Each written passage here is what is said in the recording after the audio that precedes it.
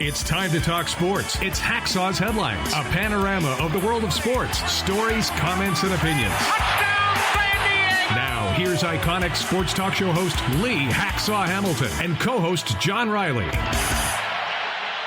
Who wants to talk sports? We do. From the Dixieline Lumber and Home Center studios in San Diego, I am on a road trip. We welcome you to our Monday bonus podcast. March Madness weekend is almost complete.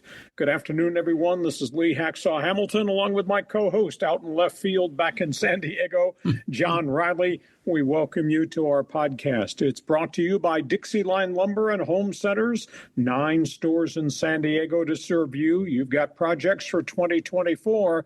Think about Dixieline Lumber for the materials, and if you want them to help you create greatness, Dixieline Lumber. And by North County Eye Center of Poway and Escondido. We will all need help with our eyes somewhere down the road. When that time comes, think North County Eye Center, Poway and Escondido. John Riley, good afternoon. You look like you watched a lot of basketball. I know I watched a lot of basketball. We welcome you to our Monday bonus podcast. We're not done talking basketball. How are you? Good, man. We got the NCAA championships. We've got a solar eclipse. I mean, there's a lot going on today. Yeah, I'm on the road in Virginia. That's why we're doing this on Zoom. Exception to the rule. We won't be able to do fans forum today, but we will kick it back into gear next Monday. John, pick topic 1 on the table. What do you want to talk about? How about that ladies matchup, NCAA Caitlin Clark against South Carolina? Roller coaster, baby. What a great game. I watched that. It was vivid. Iowa, South Carolina, Lady Hawkeyes, 10-0 lead out of the gate. Couldn't believe they pushed the tempo. Caitlin Clark hammering threes. The lead went out to 20-9. She finished the first quarter with 18 points. I thought, Jesus, she's going to score 50? But it didn't happen that way because USC's defense kind of took control of the game. Tell you what, the referees, they let them bang on each other.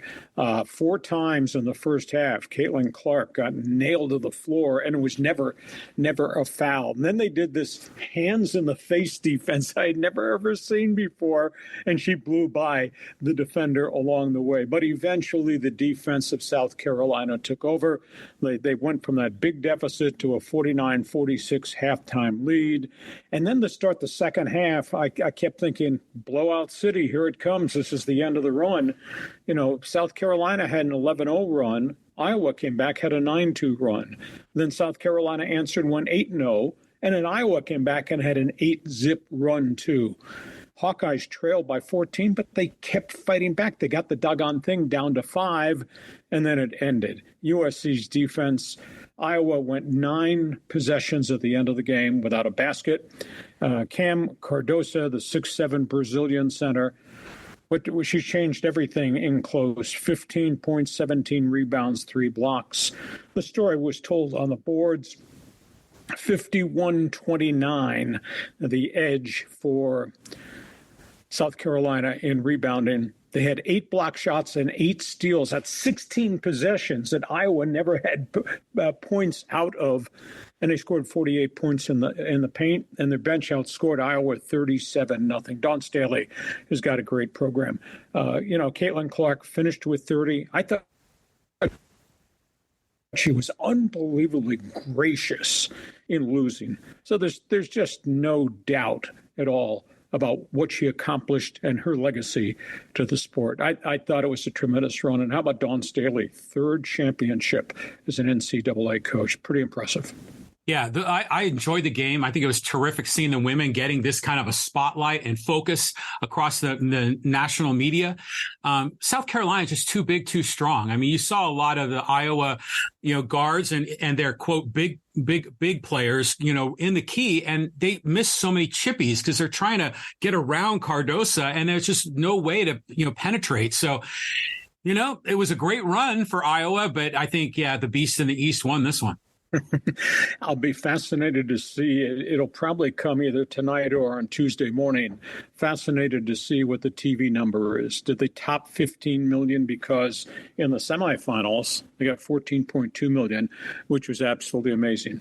So the ladies' game has been decided. And hours from now, we got the men. What do you think? Oh, God, here we go. I mean, we got the two big men, the two big teams. I mean, this is setting up perfectly for us, isn't it, Lee?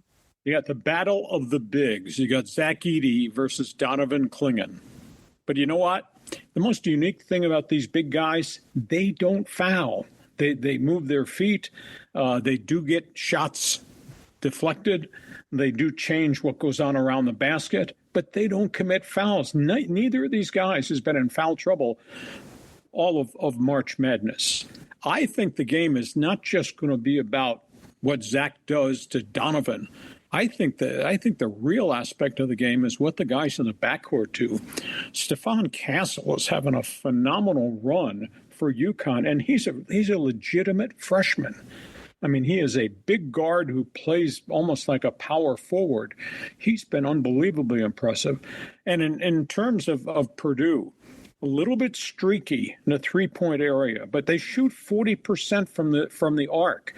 They need Braden Smith and Lance Jones to hit threes to make this an explosive game. If they don't hit threes, and the last time they didn't hit threes, Purdue, might have a tough time because UConn just runs wave after wave of guys at you. And UConn's just deep. And UConn is 25-1 since January. And there's no doubt that Coach Dan Hurley coaches on the edge. He's a passion play. Yeah, but Matt Painter's done a phenomenal job in terms of adjustments and going to different guys to get the job done. So I think it's going to be a great game. I do think the guards play a huge role as to who's going to win this tonight. And John Riley says, I think it's interesting how you said how the big men don't commit fouls. And I noticed that a lot with Jaden Ledee with San Diego State this year, that they're well coached. These coaches know how to keep their big men vertical without leaning their arms over and just to make the shot difficult. They don't necessarily need to stuff the guy every time.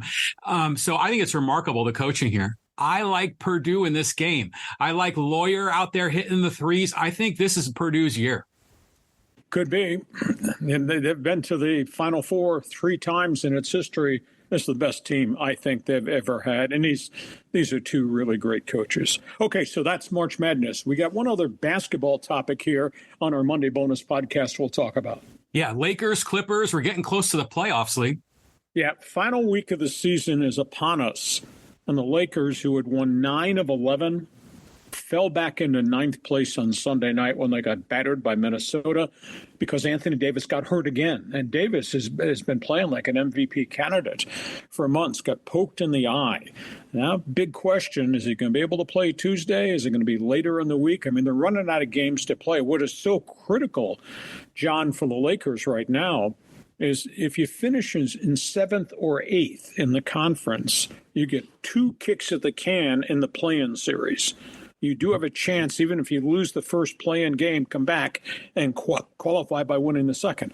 But if you're 9th or 10th, and the Lakers are 9th and Golden State's right behind them, you get one chance. You play that first play-in game, and if you don't win, your season is over.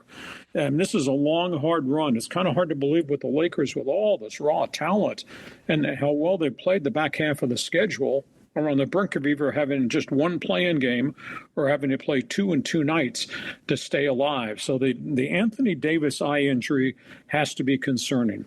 The wild card for the Lakers is who shows up on which night to bail them out, because it can't just be AD and LeBron. Rui Hachimura has had some brilliant games. He has a 38-point game. The next game he goes 3 for 13. Explain that for me. Austin Reeves has had a real good second half of the season.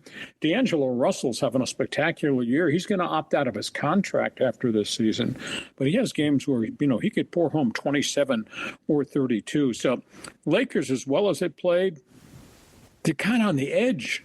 I mean, they may be the 8th or 9th place team in the play-in series, and that's not good. Clippers are rolling. Now, a little bit of concern with the Clippers. They're 50-28, which is pretty impressive, John. But Kawhi Leonard's got tendonitis in his knee because he's pounded so many minutes, and they've not given him a ton of nights off this season. Paul George is playing possessed. He had 39 on Sunday night. Kawhi, of course, can't play. The Clippers, with James Harden's almost like a sidebar player. We're not seeing James Harden score 30, 35 points anymore. And, of course, Russell Westbrook is now back from the broken hand. They could be really dangerous as long as Kawhi is on the floor, but we're just going to have to see how they manage his minutes going forward. Tuesday, tomorrow, Lakers, Golden State. So either the Lakers put Golden State out of their misery, or the Lakers are the ones that are going to be in misery if the Warriors somehow win that game. And then the Lakers have to go to New Orleans at the end, which is not easy because Zion Williamson's playing well. Clippers, this is not easy, but their fourth place slot seems solidified. They got to play Phoenix here, Phoenix there, back-to-back games to wrap this thing up. So Lakers, all of a sudden, there's an issue. Clippers look like they're rolling to the postseason. Yes, the Lakers have a play-in game before the play-in game, right? So what's your take on this whole NBA playoff format where some of these games are one and done? It's weird, but if you're a 9th or 10th place team, it doesn't mean you're elite. So why are we worrying about putting you in a best of 3 or a best of 5 or a best of 7? You don't deserve it. So I think it's a gimmick. I think it's kind of cheesy, but it sure is, it's a wild card game. So everybody is focused on that wild card game and got to go get it done. And for the Lakers, that's piling additional games onto a roster. It's got a lot of age and it's superstars. I guess I'll watch it, but I don't like it because I think it's got too many gimmicks and gadgets. John Riley says. You're so old school. It's just fantastic. Is this the year the Clippers finally make a run? I mean, can they even get to the Western Conference Finals? What do you think, Lee? If Kawhi is standing and Kawhi is playing the way Kawhi can, with PG, with Harden, with their big center, and with some explosiveness off the bench, I think anything short of Western Conference Finals, I think would be a disappointing season. And they're 50-28. That's a pretty good basketball team. Okay, so those are all the stories in basketball as we get to halftime. Now, just a reminder, I'm on the road. John is out in left field. We won't be able to do Fans Forum because we're kind of doing a unique Zoom matchup today. But we'll get back to Fans Forum next Monday. And by the way, if you like sports, please check my website, leehacksawhamilton.com. I write on it every day of the week, the best 15 minutes in sports, Hacksaw's headlines, one man's opinion, Hacksaw's mini polls. Want you to participate. And when you check my website, there's a big orange box, just like this, right on the front page. And want you to fill it out. Join Hacksaw's Insiders Group. You'll get direct emails of a bunch of different things that we're doing. Our podcast is brought to you by Dixieline Lumber and Home Centers. 9 stores to serve you in San Diego. John, you did projects. I did projects. We use Dixieline. We're pleased. Yeah, great guys there, pros. If you're a contractor or a homeowner, you want to remodel your kitchen, your bathroom, or you just need to kind of tweak a few things in your garage, they've got lumber, building materials, tools, everything you need. And they'll consult with you about the creative end of whatever you're going to design. We like these guys. Dixieline Lumber. And we're brought to you by North County Eye Centers, Poway and Escondido. We're all going to need help with our eyes, whether that's vision test, whether that's new glasses, whether it's contact lenses for the first time, or state-of-the-art contact lenses. But if ever problems evolve with more serious things, and that happens to all of us, from glaucoma to other issues with your eyes, think about them. These people worked with me. Very pleased. North County Eye Center, Poway and Escondido. We start the second half of our Monday bonus podcast. Hacksaw here. I'm on the road. John's broadcasting from left field. You can tell by his opinions. We march on. We got baseball to talk about, John. Go ahead. It's right there on the bulletin board, right in front of your face. Right in front of my face. And I am still butthurt over this Giants win in San Francisco over the Padres. What happened with Ah-Song Kim? There's a lot of storylines here. Let's start first with the Padres, then we'll touch bases, Dodgers, and then with the Angels. Padres are 5-7. Now they come home, Cubs, then they go to Dodger Stadium, and then they go back out on the road again. 4 of their losses have been to San Francisco, which just riles me. San Francisco, I'm sorry, it's got a ragtag roster. They lost 4 games, never faced the ace Blake Snell. Right now, the Padres are just not a complete team. We talked about this at the end of last week, John. 5 guys in their bullpen. not named Robert Suarez. The other 5 have let them down. The other 5 have played a direct role in the 6 losses that they've had this season. The other 5 have now pitched 25 innings, have given up 21 runs, have a 7.57 ERA coming out of the pen. That's a problem. Second problem, hold on to the table. Team batting average with runners in scoring position, 203. Not good. Manny Machado is hitting a $190, which is odd because he hit really well in the spring. And Hassan Kim is hitting an even 200 and had 2 strange defensive plays for a Gold Glove shortstop in the Sunday loss to San Francisco. I went back and did a check. The Padres have had 7 big innings so far this season, accounting for 34 runs. The other 93 innings, John, they've scored 29 runs total in 93 innings, aside from the big innings. They've got a hole in the lineup. They've never, as good as Jackson Merrill is playing right now, they've just got problems. Guys are not hitting. That, in all honesty, have not replaced Juan Soto. And here's what I think is going on. I think A.J. Preller is talking to Miami seriously. Miami is in fire sale mode. That franchise is just completely collapsed. And I'm of the opinion that he's going to make a sales pitch to try to get Luis Reyes, the first baseman, second baseman that Miami had gotten from Minnesota. You know, the kid that, you know, he flashed and hit almost 400 for the first 3 months of last season, wound up hitting, I think, in the 340s. But the problem is you get him for 1 year rental. The other problem, are we going to revisit trading away the farm system again? I was told Miami wants 3 to 4 prospects if they're going to move Arias. So Padres right now are just not a complete baseball team, and they've got a lot of work to do, and just dead ahead, they got the Dodgers. Your response on Padre baseball? Lee, didn't you say that the Padres bullpen was going to be their strength? And now what's going on? Why are they failing? Or is it just too early? You know, we just need to relax and be patient. Well, yeah, it is early. You know, the favorite phrase would be small sample size, John.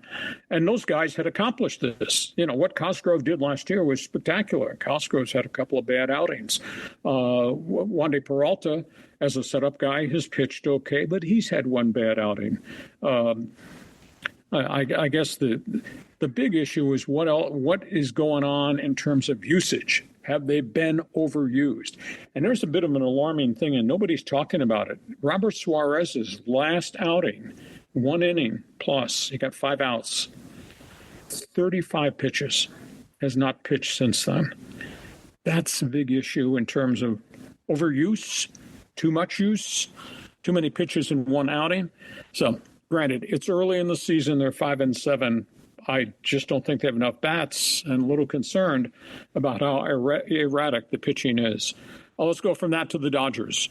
Yoshi Yamamoto, or as I called him, Yosh, till I was corrected by Dodger fan. Yoshi, man, he was brilliant. He's had 2 good outings with the 1 bad outing so far. He looks like he's got this thing dialed in. But you know what? When you're a young pitcher, have tough times. Bobby Miller, number 2 starter in the rotation, pitched well at the end of last season, John, for them. Bobby Miller at Wrigley Field struck out all 3 batters in the first inning on 10 pitches against the Cubs. 10 pitches, 3 Ks. Didn't get out of the second inning. Wild pitches, walks, hit batsmen, long ball, gave up 5 runs, and Dave Roberts had to go get him in the second inning.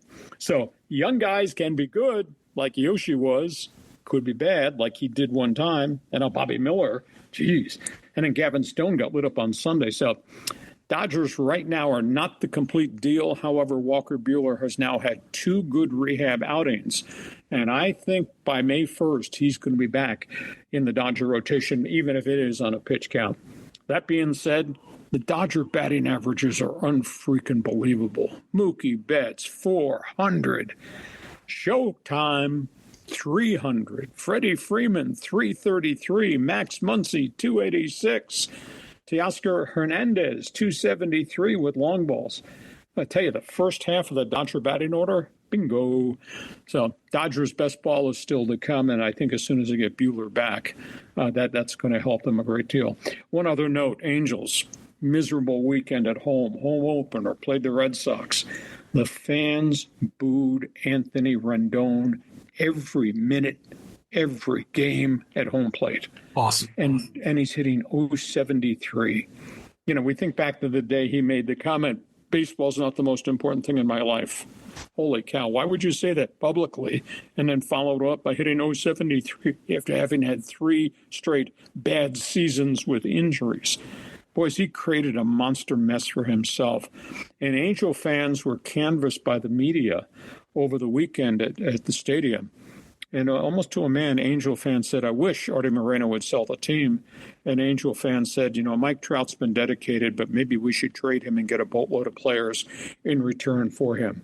Only positive thing to come out of the Angels' opening weekend at home against the Bo Sox. This kid, Reed Detmers, the number 1 pick from a couple of years ago that they force-fed, he's really had a great start. He struck out 12 on the weekend in his latest start in 6 innings. So it looks like they've got a front runner to lead their rotation. I just don't think they have enough players. So John Riley from left field, comment on the Padres, comment on the Dodgers, comment on the Halos. Well, yeah, the Padres, I'm frustrated. I mean, they should have won that game on Sunday. I mean, it was insane how that didn't work out. I heard some people on social media saying, you know, talking about the Ha-Seong Kim dropping the ball. If the fielder has the ball in his glove and he touches the player, some would say that at that instant the player should be out, but then the ball pops out later. It's like the transfer rule. It's like a little bit subjective. When I saw the play, though, I wasn't sure whether the ball was in Kim's glove or the ball might have hit the base runner and Kim's glove simultaneously. All of a sudden, the ball's going by him. You know, I do want to give a shout out to another sports talk guy, Ben Higgins. He had a great tweet. He said, if it wasn't for the Padres having gloves failing left and right, they'd be in a lot better position. Your thoughts on the Dodger batting order? Who the hell are you going to pitch around? Oh my God. I mean, they're just loaded on every level. I mean, they just keep restocking. The comment I want to make about the pitching is that, you know, again, they're blessed with so many riches, but remember in this morning's best 15 that you sent out, Ryan Pepio, who the Dodgers traded away, had a really good outing in Tampa. 11 strikeouts. Very, very dominant outing in 6 innings for the Rays. Yeah. Spin back the Miami trade talks. Oh, revisiting AJ doing this. Does he have to do it because Arias? That's a pretty good bat, and they got holes in their lineup, or we're going to give up too much to rent a guy for 1 year. Well, you know, first of all, Arias is like a Tony Gwynn, which kind of makes it feel good for Padres.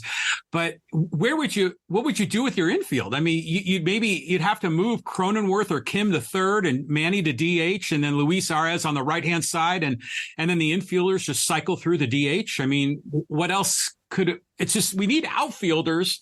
You know, the infield I think is okay, right? Well, it is, but Arias would give them base hits. Oh, big time, yeah. But the issue is you could tell Jake Cronenworth, go back in the clubhouse and get your outfielder's glove, and maybe he becomes your left fielder. You know, and we don't know if Jackson Merrill is going to continue hitting the way he's hitting, but this has been fabulous. Gets hitting .333 right now, which is kind of cool. But I'm concerned about Manny, because they had to shut him down because of fatigue in the elbow. Now he is throwing again, but it's not like taking as much infield as you need to be sharp.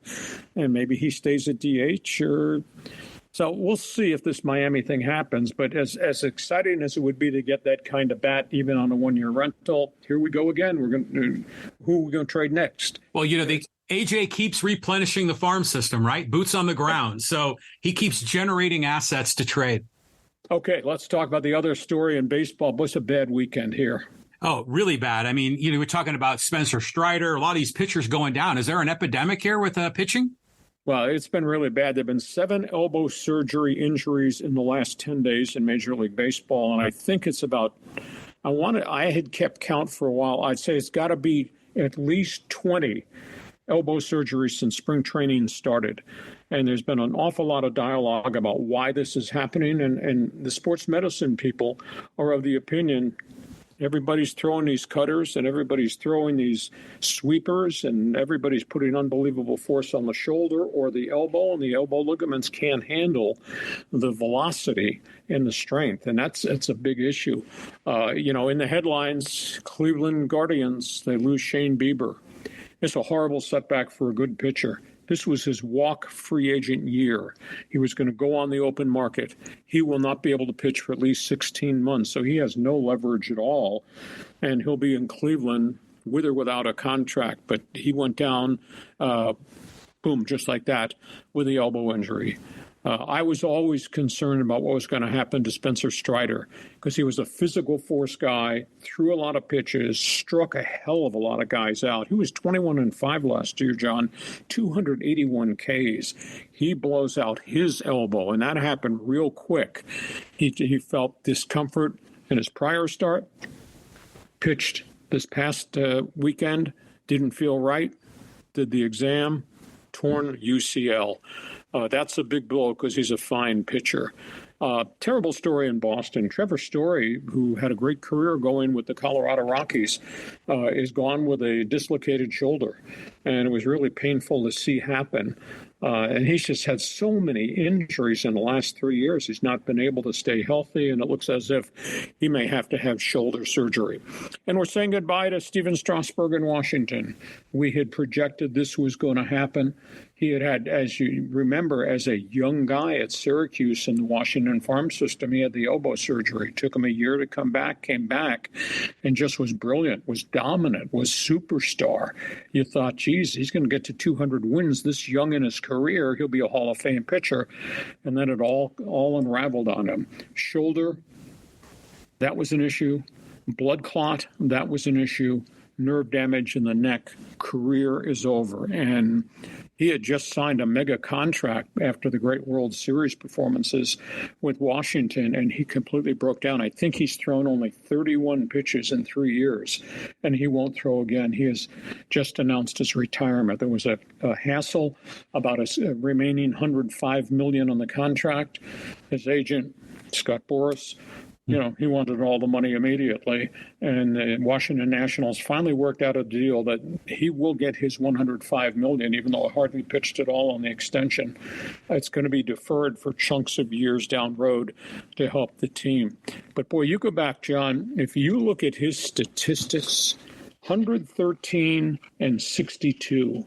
I mean, he was on a path to 200 career wins, which normally makes you a Hall of Famer. 3.24 career ERA, postseason on run average 1.46. How phenomenal is that? And I didn't realize the strikeout totals. He struck out 1,723 batters in just over 1,400 innings in the major leagues. Injuries are cruel, and this is kind of a cruel ending to a guy that really became an exceptional major league pitcher. So he's officially announced his retirement on Sunday and said the quote he used in the press briefing was, "I left it all out on the field. I have nothing left to give." So hell of a pitcher, burned out short period of time. Stephen Strasburg, Aztec for life. I hate to see it, but what a great career while he was going. I want to go back to the injury situation. And did you see Tyler Glasnow's comments about this, where he said by banning the sticky stuff, that is indirectly creating more pitching injuries because the pitchers have to put the ball deeper in their hand. They have to grip it harder, which creates more tension in their elbow muscles. And then when the max effort comes, then things start to rupture. Yeah, because you can change your whole physical body by weight training and get bigger and stronger in the legs and the arms and shoulders. The one thing you can't change is the elbow ligament strength. But when they do the surgeries, a lot of these guys do come back completely healthy and completely stronger. Okay, one other topic on the table before I close out this Monday bonus podcast, brought to you by Dixieline Lumber and Home Center Stores and by North County Eye Center of Poway and Escondido. John, you like this segment. Hot headlines. Yeah. The Hacksaw's headlines, the high-speed sports wire is where we hopscotch around all the different topics. So let's go, Lee. Okay, names in the news. Zach Edey, not the player, the person. Did you know, because I did not know, any player who comes from abroad, whether he is a Euro or a Canadian cannot get NIL money. Zach Edey, because he's on a Canadian educational visa at Purdue, gets no NIL money, and yet the young man came back and played another season. He chided the NCAA over the weekend that you people need to revisit the NIL thing because this is not fair to Canadians. It's not fair to the Euros. Dawn Staley, 3 NCAA championships. USC, now what she's done at South Carolina. And the most unique thing about her, she's a global recruiter. She's got a star from Brazil, kids from the West Coast, including the point guard from Oceanside, kids from the Deep South. I mean, she's right there on the horizon of becoming one of the best in women's college basketball. USC, Eric Musselman. This will be fun. He's unique. He is pushy. He goes get players. Eric Musselman's cupboard is almost totally bare. Virtually everybody has exited from USC. It'll be fascinating to see how quickly he's going to be able to reload that. Speaking of coaching, John Calipari pushed out at Kentucky, winds up at Arkansas today on a contract that's going to be worth about $8 million per season. His time had come at Kentucky. I don't know whether he got lazy on the job or he just thought, well, I'll try to win with 5 McDonald's All-Americans every year, and they'd be one and done and gone. A lot of pressure on him the last couple of years at Kentucky. I don't understand this. Bronny James, now he announces he's filing for the NBA draft, or he might go into the transfer portal, but he's not coming back. He should come back and play for Musselman because he'd be a cornerstone player, and Musselman would teach him a lot about the college game. How anybody who averages 4 points a game and got benched as a starter thinks he's ready to go to the NBA because he's LeBron James royalty, that's crazy, but I think he's making a mistake. Rashee Rice, wide receiver, Kansas City, he's in huge trouble. They're about to hit him with 7 different traffic violations, including a felony, leaving the scene of an accident. He and a friend who were drag racing that caused a 6-car crash, leaving the scene of an accident where people were injured, and he was the one that caused it. He's in big trouble with the law, bigger trouble with the NFL. I don't know this guy. His name is Eric Johnson. He's the mayor of Dallas. I don't know what he's smoking, what he's using. The mayor of Dallas announced over the weekend he is going to pursue the Kansas City Chiefs to, quote, bring them home. Eric Johnson, the mayor of Dallas, wants a second team. He'd have to fight through Jerry Jones, territorial stuff. You know, the Kansas City Chiefs have a lease that runs through 2030. There's no place for them to play in Dallas yet. Eric Johnson is of the opinion, we'll build them a stadium and we'll bring them home. Hell, they only played in Dallas 1 year in the old AFL when they were the Dallas Texans. What's he doing? What a waste of time. Anyhow, those are names in the news. And John Riley says, the Zach Edey comment about the NIL money for international players surprised me. And I'd imagine that affects like Kamilla Cardoso at South Carolina because she's from Brazil. And it just goes to the fact that they've got to reform this and they got to fine tune it and get it right. But this is America. This is where people come for opportunity and they're shutting them down. That doesn't make sense to me. Dawn Staley, what a run. I mean, you got to congratulate her. I mean, and then the other comments, Musselman, I love that guy. I think he's entertaining. He's a feisty. He's a winner. He's like a little guy with a chip on his shoulder that knows how to rally the troops. So love seeing him come back home to Southern California. And Rashee Rice, he's going into the Big Ten. He's going into the Big Ten. He is going into the Big Ten with no players. Well, yeah, but, we'll see what he does. I mean, he's just going to get started here, but it's a big opportunity for him. I mean, think this kid went to USD. He coached at Nevada, and then he coached at Arkansas. And I guess he has a lot of NBA experience, too. Well, his father was Bill Musselman, coach of the Cleveland Cavaliers. Prior to that was head coach, University of Minnesota. He is a basketball junkie. Your thoughts on Bronny? Your thoughts on Rashee Rice? I'm rooting for Bronny to make a good decision because I'd love to see the James family legacy continue. And the Dallas thing, with the football, I mean, there's no way Jerry Jones is going to let another team come into his marketplace. Kansas City and the Chiefs are two, they're melded together. The team that I worry about is more the Royals than the Chiefs in terms of moving out of town. But they might move across the border because Kansas City, Kansas is like 12 miles away from downtown Kansas City, Missouri. So it wouldn't be a tough commute. But they'd have to build a stadium, and I don't know that has been finalized then. So listen, This has been unique. This has been different. We are giving you a rain check for Fans Forum because we can't do it when we're on the road doing Zooms. We'll do it, get it back into gear next Monday. But our Monday bonus podcast is brought to you by North County Eye Center of Poway and Escondido. We will all need help with our eyes somewhere down the road. When that time comes, think about these people. They've been in business since the 1970s, serving people in the North County. And by Dixieline Lumber, build it, fix it. We guarantee you will enjoy it. Dixieline Lumber and Home Centers, 9 stores in San Diego to serve you. John, we will be back Thursday for another road trip podcast. I'm sure there'll be more stories, more topics on the table, and then we'll be back in studio next Monday, and we'll invite everybody to jump back on board on Fans Forum. Have yourself a great week and enjoy the Battle of the Big Men. March Madness comes to a conclusion. Okay, and enjoy your travels, Lee. Safe travels. And thanks for you for joining us, Hacksaw's bonus podcast, Hacksaw's Headlines. Talk to you on Thursday. Join us again for Hacksaw's Headlines on YouTube, Facebook, and Twitter. And find the audio version on your favorite podcast apps. Touchdown, San Diego! For more content, go to LeeHacksawHamilton.com.